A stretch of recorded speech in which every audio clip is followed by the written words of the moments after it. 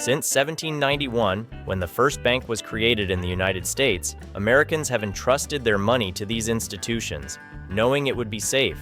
However, rising interest rates and rampant inflation have caused several banks to fail. We begin our report with the abrupt closures of 3 banks in a matter of days that are now sending shockwaves across sectors of the economy and raising concerns about the U.S. banking system. Breaking news late Sunday, the Treasury Department, the Federal Reserve and the FDIC said it will wind down Silicon Valley Bank. Silicon Valley Bank, a lender to some of the biggest names in the tech world, became the largest bank to fail since the 2008 financial crisis. It is the epicenter of tech startups, venture capital, Silicon Valley Bank. It is the 16th largest bank, or it was, in the United States. Earlier this week, the bank took a loss of $1.8 billion on the sale of bonds, fueled in part by the Federal Reserve's rapid interest rate increases. And now, the story can repeat itself. Several regional banks have halted trading today when their stock value tumbled. In the U.S., where some of the world's leading money managers are warning the collapse of another American bank. Silicon Valley Bank, Signature Bank, and First Republic are among the largest bank failures in U.S. history. And experts say more could be at risk. So what's going on, and is your money safe? Hundreds of small and regional banks across the United States are feeling the pressure. More than 280 banks face the dual threat of commercial real estate loans and potential losses linked to higher interest rates. Troubles at New York Community Bank Corp are escalating. The bank announcing it's lost 7% of its deposits this month. As important as they are, regional banks have come under pressure in recent days. First, we had the effects of a dramatic rise in interest rates. Constrained lending as a result of stricter banking regulation could stifle credit to the U.S. economy at a critical time. The rapid increases in interest rates seen recently can lead borrowers to face considerably higher loan payments, which could result in defaults if they cannot afford these additional costs. That's going to require the Fed to tighten interest rate policy and do our part in getting inflation back down to our 2% goal. With about $929 billion in debt maturing in 2024, these conditions put banks in a vulnerable position where a failure in management or a market downturn could trigger the collapse of entire banks. America is drowning in student debt like never before. This year, student loan debt reached an all-time high of $1.4 trillion. Nearly 70% of students had to take out loans to make it through college. On average, each student graduated about $30,000 in debt. For the first time ever, the total credit card debt across the U.S. has topped $1 trillion. The potential collapse of these pressured regional banks could have negative implications on the overall U.S. economy. So, why are hundreds of American banks on the verge of collapse? And is our money safe? It has been a year since the collapse of Silicon Valley Bank, and now new cracks are appearing in the banking system. Both major and regional bank indices continue to struggle following the bank failures of 2023. While most banks are considered to be in good condition, trust is fundamental in banking. If people lose confidence, even healthy banks can be negatively affected. $500 billion, over $500 billion in unrealized losses hits U.S. banking system.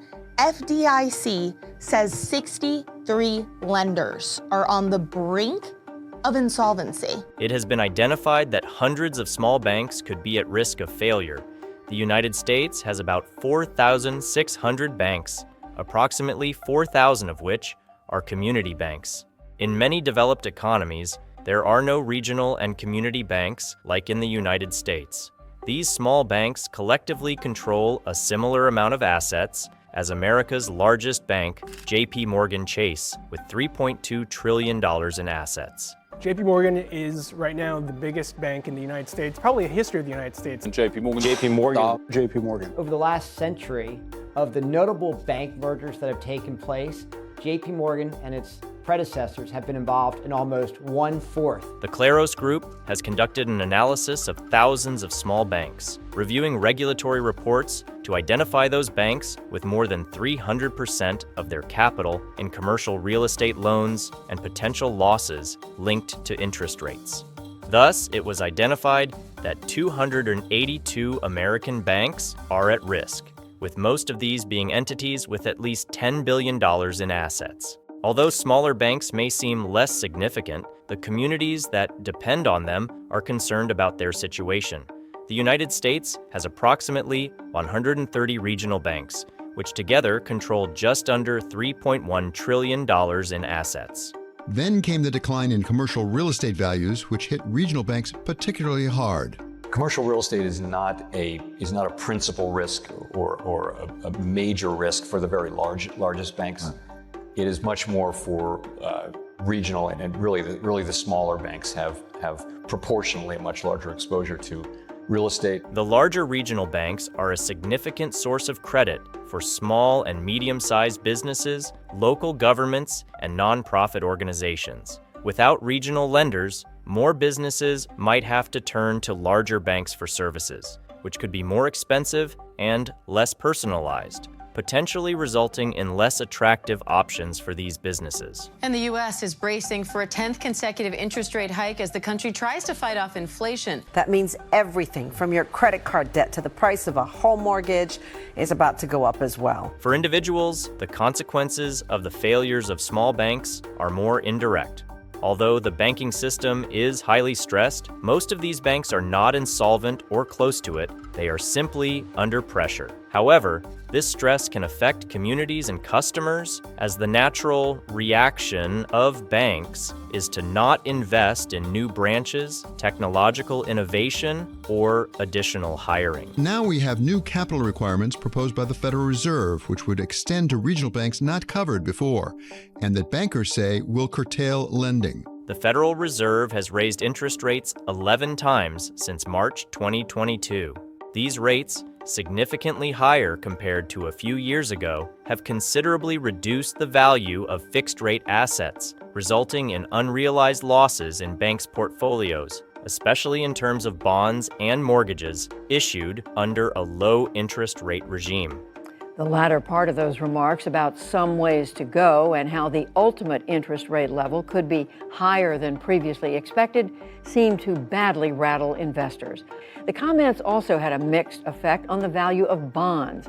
These market swings tied to interest rates can be hard to understand, and it affects people's net worth. From a regulatory perspective, there is an increase in scrutiny of bank mergers and acquisitions, especially those exceeding certain asset thresholds. This can be seen as an effort to prevent excessive concentration in the banking industry and ensure greater systemic stability.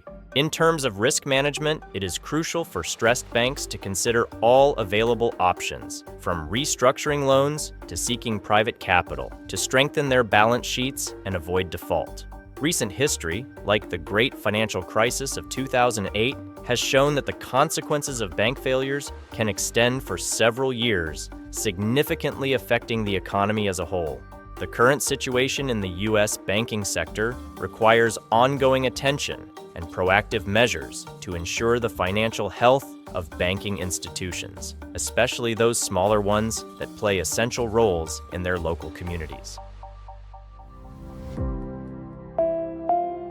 At Economy Media, your opinion matters to us. Subscribe and let us know what you think in the comments below.